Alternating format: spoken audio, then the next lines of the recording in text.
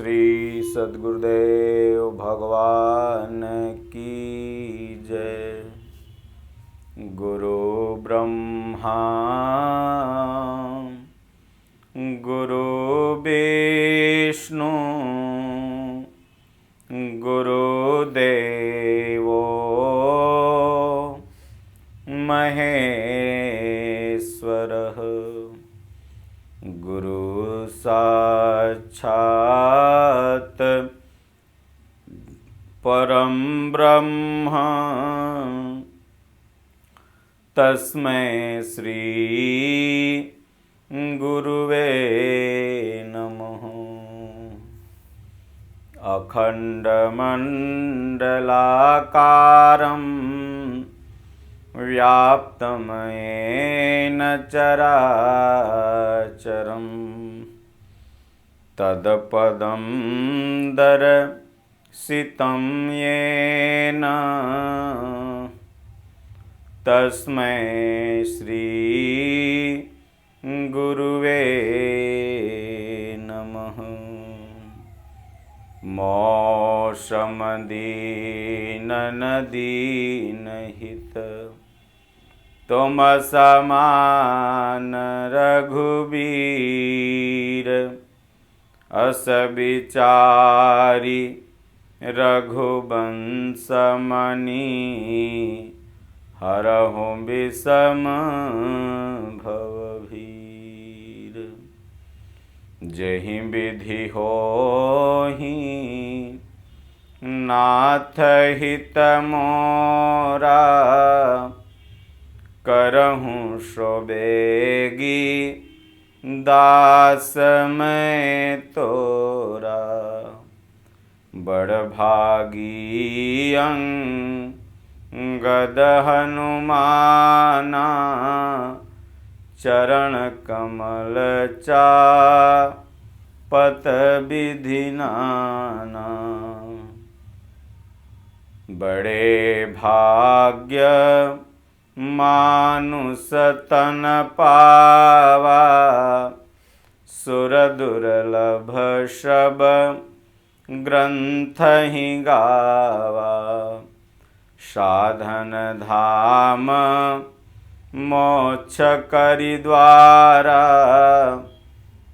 Pine जे पर लोक संवारा। जयनाथ हित हम परने हूँ तो करि कृपा मोहि बर देहूँ। जो स्वरूप बस शिव मन माही जेहि कारण मुनि जतन कराही। सो स्वरूप देखहूँ भरि लोचन कृपा करहूँ प्रण तारति मोचन। ओम जय गुरुदेवं जय गुरुदेव। ओम जय सिया राम जय जय सिया राम। सिया राम मय सब जग जानी करहो प्रणाम जोरी जुग पानी। बिनु सतसंग विवेक न होई राम कृपा बिनु सुलभ न सोई। सोई पावन सोई सुभग शरीरा जो तन पाई भजहि रघुबीरा। राम नाम मणि दीप धरु जीह दे हरिद्वार। तुलसी बाहर भीतरो, जस चाहसी उजियार। स्वर्ग नरकय पवरग सुख, धरिय तुलाय कयंग। तुलन ताहि सकल मिली, जो सुख लव सतसंग। राम कथा सुंदर करतारी, संशय बिहग उड़ावनिहारी। राम कथा के तेई अधिकारी, जिन कहो सतसंगति अति प्यारी। राम कथा कली बिटप कुठारी, सादर सुनु गिरी राजकुमारी। सुख में सुमिरन ना किया, दुख में किया तू याद।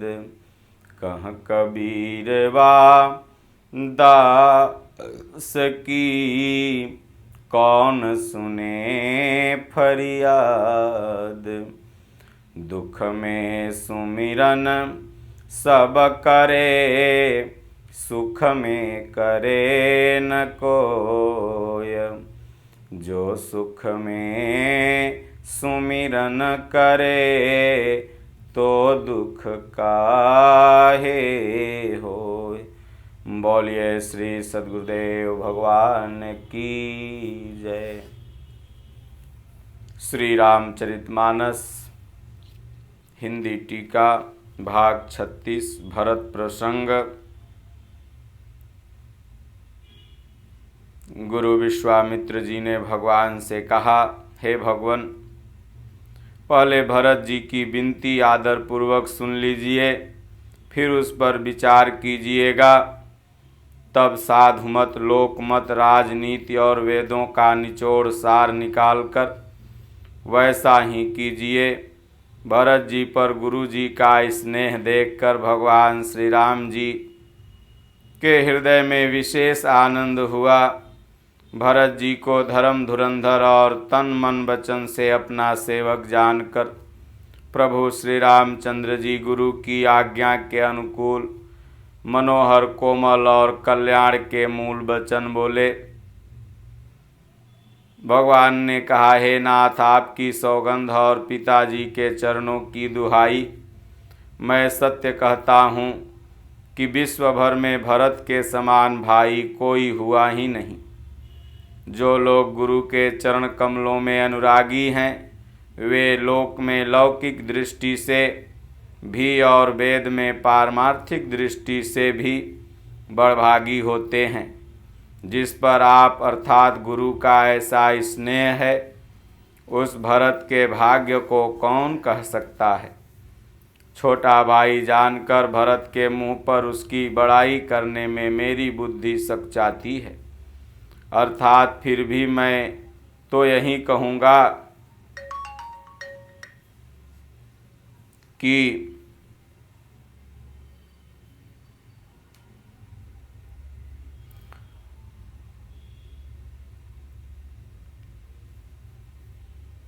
छोटा भाई जानकर भरत के मुंह पर उसकी बड़ाई करने में मेरी बुद्धि सकचाती है। तब मुनि भरत जी से बोले, हे तात, सब संकोच त्याग कर कृपा के समुद्र अपने प्यारे भाई से अपने हृदय की बात कहो। मुनि के वचन सुनकर और प्रभु श्री रामचंद्र जी का रुख पाकर गुरु तथा स्वामी को भरपेट अपने अनुकूल जानकर सारा बोझ अपने ही ऊपर समझकर भरत जी कुछ नहीं कह सकते। वे विचार करने लगे। शरीर से पुलकित होकर वे सभा में खड़े हो गए। कमल के समान नेत्रों में प्रेमाश्रुओं की बाढ़ आ गई। वे बोले, मेरा कहना तो मुनिनाथ ने ही निभाह दिया। जो कुछ मैं कह सकता था वह उन्होंने ही कह दिया। इससे अधिक मैं क्या कहूँ।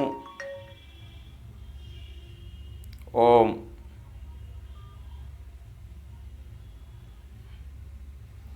अपने स्वामी का स्वभाव मैं जानता हूँ। वे अपराधी पर भी कभी क्रोध नहीं करते। भरत जी ने कहा, मैं अपने स्वामी का स्वभाव जानता हूँ। वे अपराधी पर भी कभी क्रोध नहीं करते। मुझ पर तो उनकी विशेष कृपा और स्नेह है। मैंने खेल में भी कभी उनकी रिस अप्रसन्नता नहीं देखी। बचपन से ही मैंने उनका साथ नहीं छोड़ा और उन्होंने भी मेरे मन को कभी नहीं तोड़ा। मेरे मन के प्रतिकूल कोई काम भगवान ने नहीं किया। मैंने प्रभु की कृपा की रीति को हृदय में भली भांति देखा, अनुभव किया है। मेरे हारने पर भी खेल में प्रभु मुझे जिता देते थे। मैंने भी प्रेम और संकोच बस कभी सामने मुंह नहीं खोला। प्रेम के प्यासे मेरे नेत्र आज तक प्रभु दर्शन से ही तृप्त नहीं हुए, परंतु विधाता मेरा दुलार न सह सका। उसने नीच माता के बहाने मेरे और स्वामी के बीच अंतर डाल दिया। यह भी आज मुझे कहना शोभा नहीं देता, क्योंकि अपनी समझ से कौन साधु और पवित्र हुआ है। जिसको दूसरे साधु और पवित्र माने वही साधु है। माता नीच है और मैं सदाचारी और साधु हूँ, ऐसा हृदय में लाना ही करोड़ दुराचारों के समान है। क्या कोदौ की बाली उत्तम धान फल सकती है? क्या काली घोंघी मोती उत्पन्न कर सकती है? स्वप्न में भी किसी को दोष का लेस भी नहीं है। मेरा अभाग्य ही अथाह समुद्र है। मैंने अपने पापों का परिणाम समझे बिना ही माता को कटु वचन कहकर व्यर्थ ही जलाया। मैं अपने हृदय में सब और खोज कर हार गया। मेरी भलाई कोई साधन नहीं सूझता। एक ही प्रकार भले ही निश्चय ही मेरा भला है। वह यह है कि गुरु महाराज सर्वसमर्थ हैं और सीताराम जी मेरे स्वामी हैं। इसी से परिणाम मुझे अच्छा जान पड़ता है। साधुओं की सभा में गुरु जी और स्वामी के समीप इस पवित्र तीर्थ स्थान में मैं सत्य भाव से कहता हूँ, यह प्रेम है या प्रपंच छल कपट, झूठ है या सच, इसे सर्वज्ञ मुनि वशिष्ठ जी और अंतर्यामी श्री रघुनाथ जी ही जानते हैं। प्रेम के प्रण को निवाह कर महाराज पिताजी का मरना और माता की कुबुद्धि दोनों का सारा संसार साक्षी है। माताएं व्याकुल हैं, वे देखी नहीं जाती। अवधपुरी के नर नारी दुसह ताप से जल रहे हैं। मैं ही इन सारे अनर्थों का मूल हूँ और सुन समझकर मैंने सब दुख सहा।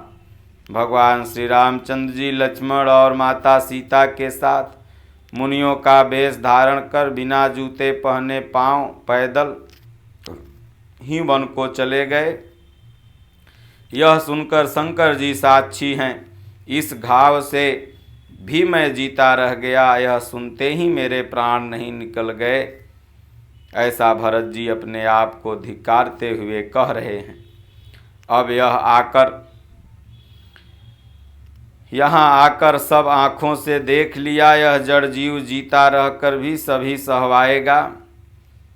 जिनको देखकर रास्ते की सांपिनी और बीछी भी अपने भयानक विष और तीव्र क्रोध को त्याग देते हैं, वे ही श्री रघुनंदन लक्ष्मण और माता जानकी। जिसको शत्रु जान पड़े उस कैकेयी के पुत्र मुझको छोड़कर दैव दुसह दुख और किसे सहवाएगा। अत्यंत व्याकुल तथा दुख प्रेम विनय और नीति से सनी हुई भरत जी की श्रेष्ठ वाणी सुनकर सब लोग शोक में मग्न हो गए। सारी सभा में विषाद छा गया, मानो कमल के वन पर पाला पड़ गया हो। तब ज्ञानी मुनि वशिष्ठ जी अनेक प्रकार की पुरानी ऐतिहासिक कथाएं कहकर भरत जी का समाधान किया। फिर सूर्यकुल रूपी कुमुदवन के प्रफुल्लित करने वाले चंद्रमा श्री रघुनंदन उचित वचन बोले, हे तात, तुम अपने हृदय में व्यर्थ की ग्लानि करते हो। जीव की गति को ईश्वर के अधीन जानो। मेरे मत अर्थात भूत भविष्य वर्तमान तीनों कालों और स्वर्ग पृथ्वी और पाताल तीनों लोकों के सब पुण्यात्मा पुरुष तुमसे नीचे हैं।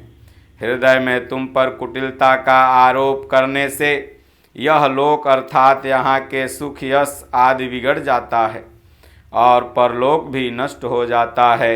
मरने के बाद भी अच्छी गति नहीं मिलती। माता कैकेयी को तो वे ही मूर्ख दोष देते हैं जिन्होंने गुरु और साधुओं की सभा का सेवन नहीं किया। हे भरत, तुम्हारा नाम स्मरण करते ही सब पाप प्रपंच अज्ञान और समस्त मंगलों के समूह मिट जाएंगे तथा इस लोक में सुंदर यश और परलोक में सुख प्राप्त होगा।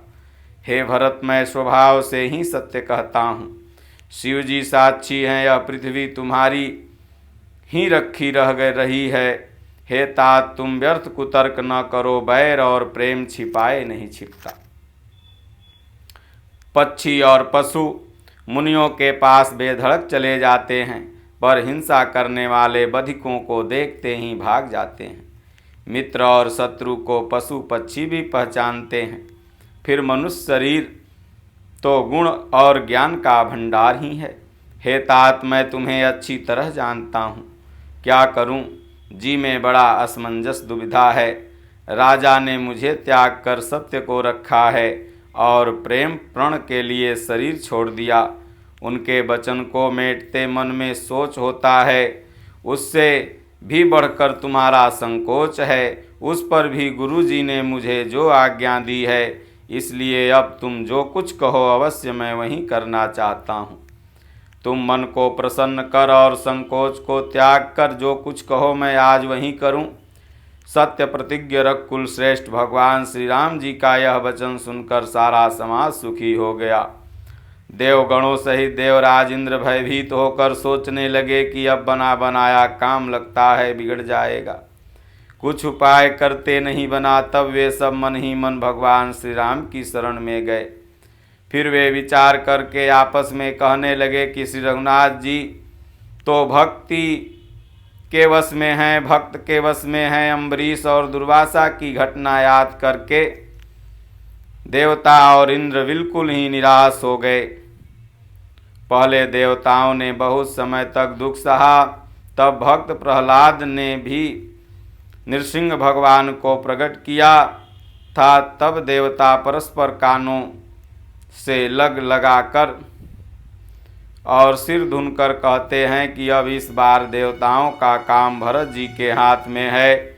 हे देवताओं, और कोई उपाय नहीं दिखाई देता। श्री राम जी अपने श्रेष्ठ सेवकों की सेवा मानते हैं, अर्थात उनके भक्त की कोई सेवा करता है उस पर बहुत प्रसन्न होते हैं। अतएव अपने गुण और शील से भगवान श्री राम जी को वश में करने वाले भरत जी का ही सब लोग अपने अपने हृदय में प्रेम सहित स्मरण करो। देवताओं का मत सुनकर देवगुरु बृहस्पति ने कहा, अच्छा विचार किया, तुम्हारे बड़े भाग्य हैं। भरत जी के चरणों में प्रेम जगत में समस्त शुभ मंगलों का मूल है। सीतानाथ श्री राम जी के सेवकों की सेवा सैकड़ों कामधेनु के समान सुंदर है। तुम्हारे मन में भरत जी की भक्ति आई तो अब सोच छोड़ दो, विधाता ने बात बना दी। हे देवराज, भरत जी का प्रभाव तो देखो कि श्री रघुनाथ जी सहज स्वभाव से ही उनके पूर्ण रूप वश में हैं। हे देवताओं, भरत जी को श्री रामचंद्र जी की परछाई की भांति अनुसरण करने वाला जानकर मन स्थिर करो, डर की बात नहीं है। देवगुरु बृहस्पति और देवताओं की सम्मत का आपस विचार और उनका सोच सुनकर अंतर्यामी प्रभु श्री रामचंद्र जी को संकोच हुआ। भरत जी ने अपने मन में सब बोझ अपने ही सिर पर जाना और वे हृदय में करोड़ों अनेकों प्रकार के अनुमान विचार करने लगे। सब तरह से विचार करके अंत में उन्होंने मन में यही निश्चय किया कि श्री राम जी की आज्ञा में ही अपना कल्याण है। उन्होंने अपना प्रण छोड़कर मेरा प्रण रखा है। यह कुछ कम कृपा और स्नेह नहीं किया, अर्थात अत्यंत अनुग्रह और स्नेह किया। श्री जानकी नाथ जी ने सब प्रकार से मुझ पर अत्यंत अपार कृपा की। तदंतर भरत जी दोनों कर कमलों को जोड़कर प्रणाम करके बोले, हे स्वामी, हे कृपा के समुद्र, हे अंतर्यामी, अब मैं अधिक क्या कहूँ और क्या कहाऊँ। गुरु महाराज को प्रसन्न और स्वामी को अनुकूल जानकर मेरे मलिन मन की कल्पित पीड़ा मिट गई। मैं मिथ्या डर से ही डर गया था।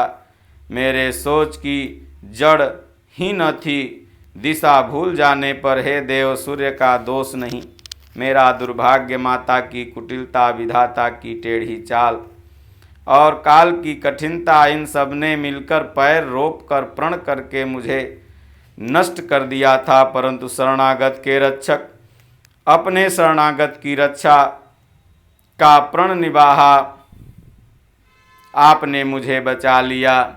यह आपकी कोई नई रीति नहीं है, यह लोक और वेदों में प्रकट है, छिपी नहीं है। सारा जगत बुरा करने वाला हो, किंतु हे स्वामी केवल आप ही भले अनुकूल हों, तो फिर कहिए किसकी भलाई से भला हो सकता है। हे देव, आपका स्वभाव कल्प वृक्ष के समान है।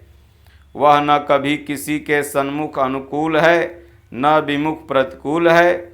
उस वृक्ष कल्प वृक्ष को पहचान कर जो उसके पास जाए तो उसकी छाया ही सारी चिंताओं का नाश करने वाली है।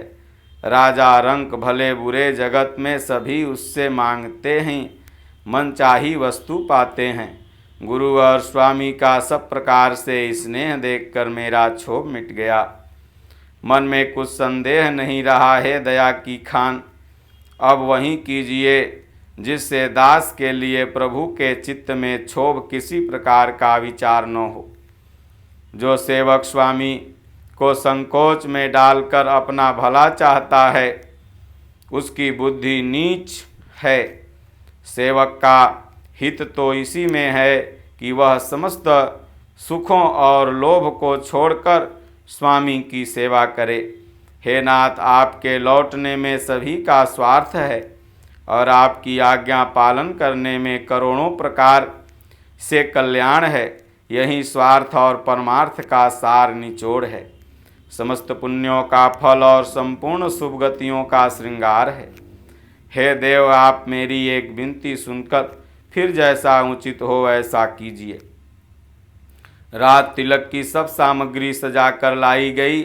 जो प्रभु का मन माने तो उसे सफल कीजिए, उसका उपयोग कीजिए। छोटे भाई शत्रुघ्न समेत मुझे वन में भेज दीजिए और आप अयोध्या लौट कर सब लोगों को सनाथ कीजिए। नहीं तो किसी तरह यदि आप अयोध्या जाने को तैयार न हों तो हे नाथ, लक्ष्मण और शत्रुघ्न दोनों भाइयों को लौटा दीजिए। मैं आपके साथ वन चलूँगा, अथवा हम तीनों भाई वन चले जाएं और हे श्री रघुनाथ जी, आप सीता सहित अयोध्या को लौट जाएं। हे दया के सागर, जिस प्रकार से प्रभु का मन प्रसन्न हो वही करें। हे देव, आपने सारा भार जिम्मेवारी मुझ पर रख दिया। फिर मुझ में न तो कोई नीति का विचार है न धर्म का। मैं तो अपने स्वार्थ के लिए सब बातें कह रहा हूँ। आर्त दुखी मनुष्य के चित्त में चेत विवेक नहीं रहता। स्वामी की आज्ञा सुनकर जो उत्तर दे उसे सेवक को देखकर लज्जा भी लजा जाती है। मैं अवगुणों का ऐसा अथाह समुद्र हूँ कि प्रभु को उत्तर दे रहा हूँ, किंतु स्वामी आप स्नेहवश साधु कहकर मुझे सराहते हैं। हे कृपालु, अब तो वही मत मुझे भाता है जिससे स्वामी का मन संकोच न पावे। प्रभु के चरणों की शपथ है, मैं सत्य भाव से कहता हूँ, जगत के कल्याण के लिए एक ही उपाय है। प्रसन्न मन से संकोच त्याग कर प्रभु जिसे जो आज्ञा देंगे उसे सब लोग सिर पर चढ़ाकर पालन करेंगे। सब उपद्रव और उलझने मिट जाएंगी। भरत जी के पवित्र वचन सुनकर देवता हर्षित हुए। साधु साधु कहकर सराहना करते हुए देवताओं ने फूल बरसाया। अयोध्या निवासी असमंजस के वश हो गए कि देखें अब श्री राम जी क्या कहते हैं। तपस्वी और वनवासी लोग भगवान श्री राम जी के वन में बने रहने की आशा से मन में परम आनंदित हुए, किंतु संकोची श्री रघुनाथ जी चुप ही रह गए। प्रभु की यह स्थिति मौन देख सारी सभा सोच में पड़ गई। उसी समय जनक जी के दूत आए। यह सुनकर मुनि वशिष्ठ जी ने उन्हें तुरंत बुलवा लिया। उन्होंने आकर प्रणाम करके श्री रामचंद्र जी को देखा। उनका मुनियों का सा वेश देखकर बहुत दुखी हुए। मुनि श्रेष्ठ वशिष्ठ ने दूतों से बात पूछी और राजा जनक का कुशल समाचार पूछा। यह मुनि का कुशल प्रश्न सुनकर सकचाकर पृथ्वी पर मस्तक नवाकर श्रेष्ठ दूत हाथ जोड़कर बोले, हे स्वामी, आपका आदर के साथ पूछना यही है गोसाई कुशल का कारण हो गया। नहीं तो नाथ कुशल क्षेम तो सब कौशलनाथ दशरथ जी के साथ ही चली गई। उनके चले जाने से यो तो सारा जगत ही अनाथ हो गया, किंतु मिथिला और अवध तो विशेष रूप से अनाथ हो गया। अयोध्या की गति, दशरथ जी का मरण सुनकर जनकपुरवासी सभी लोग शोकवश बावले हुए हैं, सुध बुध भूल गए हैं।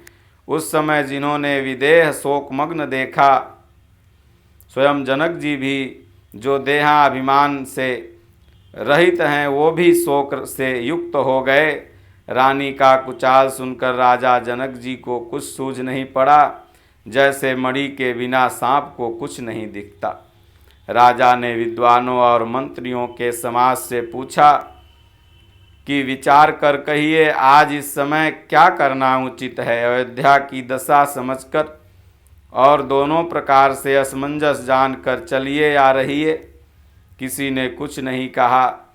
जब किसी ने कोई सम्मति नहीं दी, तब राजा ने धीरज धर हृदय में विचार कर चतुर गुप्तचर जासूस अयोध्या भेजे और उनसे कह दिया कि तुम लोग भगवान श्री राम जी के प्रति भरत जी के सद्भाव, अच्छे भाव, प्रेम या दुर्भाव, बुरा भाव, विरोध का यथार्थ पता लगाकर जल्दी लौट आना। किसी को तुम्हारा पता न चले। गुप्तचर अवध को गए। भरत जी का ढंग जानकर उनकी करनी देखकर जैसे ही भरत जी चित्रकूट चले, वे तिरहुत मिथिला को चल दिए। गुप्त दूतों ने आकर राजा जनक की सभा में भरत जी की करनी अपनी बुद्धि के अनुसार वर्णन किया। उसे सुनकर गुरु, कुटुंबी, मंत्री और राजा सभी सोच और स्नेह से अत्यंत व्याकुल हो गए। फिर राजा जनक जी ने धीरज धरकर और भरत जी की बड़ाई करके अच्छे योद्धाओं और साहनियों को बुलाकर घर, नगर और देश में रक्षकों को रखकर घोड़े, हाथी, रथ आदि बहुत से सवारियां सजवाई। वे दुघड़ियां मुहूर्त साध कर उसी समय चल पड़े। राजा ने रास्ते में कहीं विश्राम भी नहीं किया। आज ही सवेरे प्रयागराज में स्नान करके चले हैं। जब सब लोग यमुना जी उतरने लगे, तब हे नाथ हमें खबर लेने को भेजा। उन्होंने दूतों ने ऐसा कहकर पृथ्वी पर सिर नवाया। मुनि श्रेष्ठ वशिष्ठ जी कोई 6-7 भीलों के साथ देकर दूतों को तुरंत विदा किया। जनक जी का आगमन सुनकर अयोध्या का सारा समाज हर्षित हो गया। भगवान श्री राम जी को बड़ा संकोच हुआ और देवराज इंद्र तो विशेष रूप से सोच के बस में हो गया। कुटिल कैकेयी मन ही मन ग्लानि पश्चाताप में गली जाती है। किससे कहे और किसको दोष दे। और सब नर नारी मन में ऐसा विचार कर प्रसन्न हो रहे हैं, अच्छा हुआ जनक जी के आने से कुछ दिन और रहना होगा।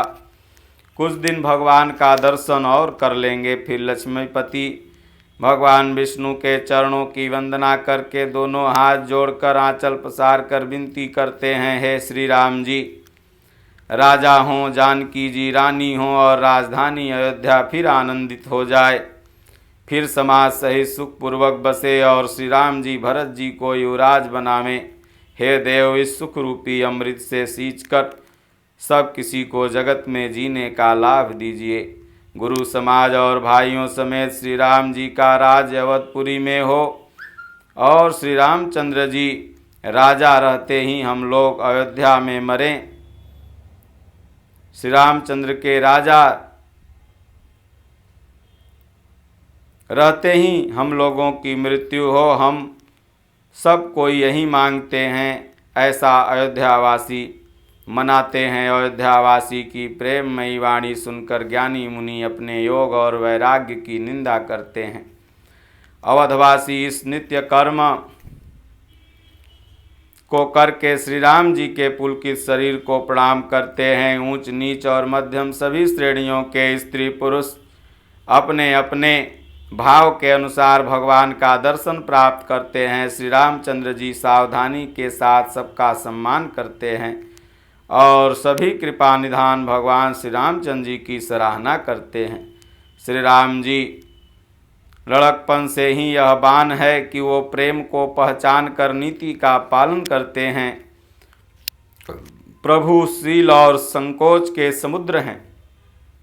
वे सुंदर मुख के या सब के अनुकूल रहने वाले, सुंदर नेत्रों वाले, सब पर कृपा दृष्टि से देखने वाले, उनका सरल स्वभाव है।